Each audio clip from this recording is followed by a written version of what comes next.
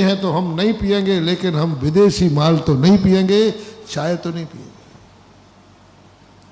बस चले तो घर में लगा दो आर्डर, बस चले तो अपने मोहल्ले को सुधार दो, बस चले तो अपने गांव को सुधार दो, बस चले तो अपने देश को। शुरुआत करो, आवाज उठाओ।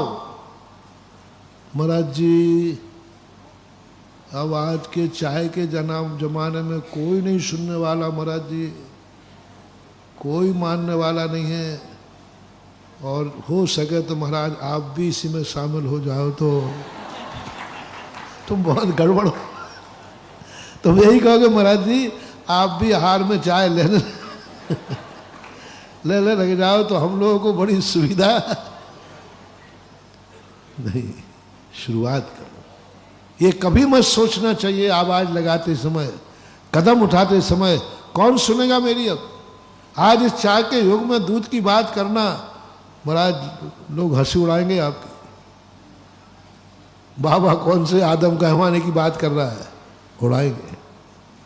महाराज चाय बंद की कल्पना कर रहे हैं। आज के युग में कुछ नहीं होने वाला, चिंता मत करो महानुभाव। यही यदि मंगल पांडे सोच लेता तो कि यहां कौन सुनने वाला है, यहां कौन है हमारा, सारी दुनिया के अंदर सब राज उनका हो गया, कौन सुनेगा, कौन मेरी सुनने वाला है, कोई नहीं सुनने वाला है। इसलिए हमें शांत बैठना चाहिए। मंगल पांडे की आवाज ने कहा कोई मेरी सुने या न सुने, लेकिन कम से कम आवाज लगाने का हिम्मत तो है। उसको जानते थे कि कोई उसकी सुनने वाला, और था भी नहीं वहां सुनने वाला। जिसने सुना उसी ने गोली मार दी। लेकिन बारे बहादुर, जिसकी दुनिया में कोई सुनने वाला नहीं है फिर भी आवाज लगाने की हिम्मत करे, उसी का नाम बहादुर होता है। जिसके सब सुनने बैठे हैं उसको सुनाना कोई बड़ी बात नहीं है, लेकिन जिसकी कोई सुनने वाला नहीं है फिर भी वो कहता मैं आवाज तो लगाऊंगा, इंकलाब।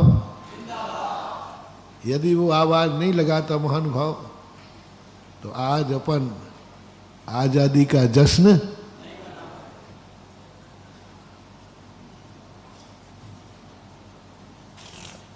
इसलिए मैं कह रहा हूं कोई तुम्हारी आवाज में जान रहा हूं, मेरी आवाज कोई सुनने वाला नहीं है, मेरे भगत भी मेरी बात मानने वाला नहीं है। किसका नाम ले लूं?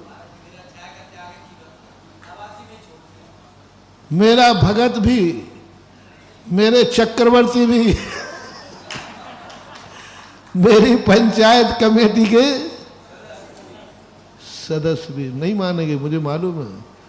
कोई मेरी आवाज सुनने वाला नहीं है, लेकिन मेरी आत्मा ने कहा है कोई सुने या नहीं सुने, तू आवाज लगाने की हिम्मत कर रहा है।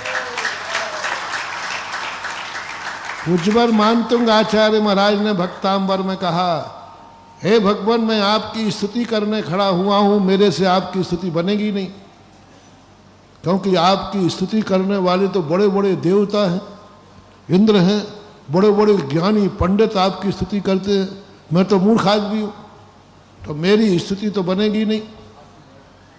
मेरी सारी दुनिया में लोग हंसी उड़ाएंगे, मुझे मालूम है, लेकिन फिर भी मुझे मालूम है कि मेरी हंसी उड़ेगी, फिर भी मेरी आत्मा कह रही है मैं तो तेरी भक्ति करूंगा। ऐसी बल पर हम बोल देते, हमें भी मालूम है कि आज युग कहां जा रहा है, लेकिन मेरी आत्मा कहती आवाज लगाओ, आवाज लगाओ। कोई सुनेगा तो नहीं, कोई बात नहीं, कम से कम तुम्हारा इतिहास लिखा जाएगा। किसी ने नहीं मानी, फिर भी उसने आवाज लगाने की हिम्मत की। आज बोलो मंगल पांडे सुरक्षित है कि नहीं? उसकी किसी ने नहीं सुनी, मरना पड़ा, लेकिन आज भी वह अमर है, साधु के मुख से उसका नाम निकल रहा है। यही बात श्री कृष्ण ने पांडवों के सामने कही जब मधुसूदन दूत बनने के लिए तैयार हुए। धर्मराज कहते नहीं, ये नहीं होने दूंगा मैं, मुझे नहीं चाहिए राज, मैं वनवास चला जाऊंगा। आप जैसी महाशक्ति का मैं अनादर नहीं होने दूंगा। आप जैसी महाशक्ति का वो दुष्ट है, वो आपकी हंसी उड़ाएगा, आपका अनादर करेगा, आपका अपमान करा करके मुझे हस्तिनापुर का राज्य भी मिले तो मैं नहीं चाहिए मुझे। आप नहीं जाओगे, आप नहीं जाओगे, क्योंकि वो मानने वाला नहीं है, वो सुनने वाला नहीं है और अनादर और करेगा। श्री कृष्ण मुस्कुराते हैं, हे धर्मराज, मैं कब कह रहा हूं कि वो मेरी बात मानेगा, ये तो मुझे भी मालूम। मैं कब कह रहा हूं वो मेरा सम्मान, ये तो मुझे मालूम है अपमान है। लेकिन आने वाले साधु संत, आने वाली महान आत्माएं एक ही बात कहेंगी कि इतना बड़ा महाभारत युद्ध हो गया, श्री कृष्ण ने प्रयास नहीं किया। यदि वो प्रयास करते तो शायद, तो कम से कम वो माने या नहीं माने, लेकिन हम साधु संतों की दृष्टि में जरूर सम्माननीय हो जाएंगे कि श्री कृष्ण ने भी प्रयास किया था। मालूम था कि वो नहीं मानेगा, लेकिन फिर भी श्री कृष्ण नारायण पद के धारी दूतगिरी करने उतर गए।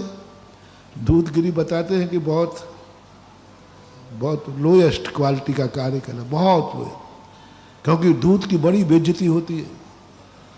दुश्मन राजा के सामने अपने राजा का पक्ष वहां रखना है और वो बौखलाता है, बहुत करते। लेकिन कौन बन गए भैया दूत?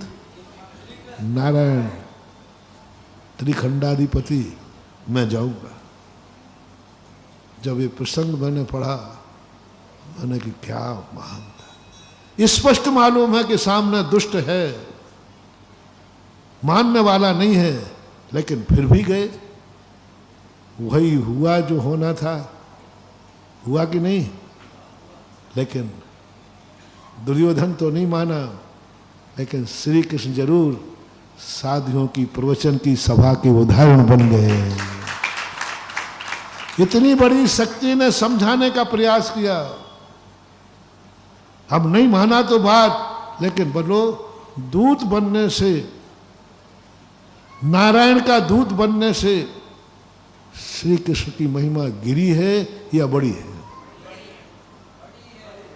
यदि बड़ी नहीं होते तो हम क्यों ले रहे होते ना? बड़ी है, बहुत ऊंचा पद उठा। महान आत्माएं किसी को उठाने के लिए नीचे झुक जाएं तो उनका कद नीचे नहीं होता, उनका कद बढ़ जाता है। बस यही सोच करके, श्री कृष्ण जी को सोच करके, मंगल पांडे को सोच करके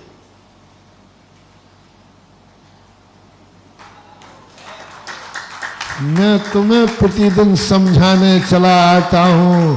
सुन रहे हो रे दुर्योधनो?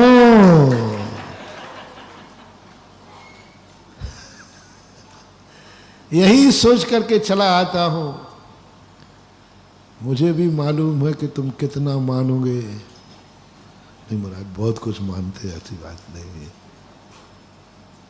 बहुत कुछ तो मानते हो, लेकिन सब कुछ तो नहीं मानते ना। मालूम है मुझे कि तुम कितना मानोगे, मालूम है मुझे कि तुम कितनी चाय छोड़ोगे, दूध पियोगे, लेकिन फिर भी हमें श्री कृष्ण की संस्कृति कहती है तुम ये मत सोचो कि किसने माना है किसने नहीं माना। तुम ये सोचो कि मैंने कहने की हिम्मत की है, सत्य बताने के लिए उजागर हुआ है। ये तो राजस्थान के एक मुख्यमंत्री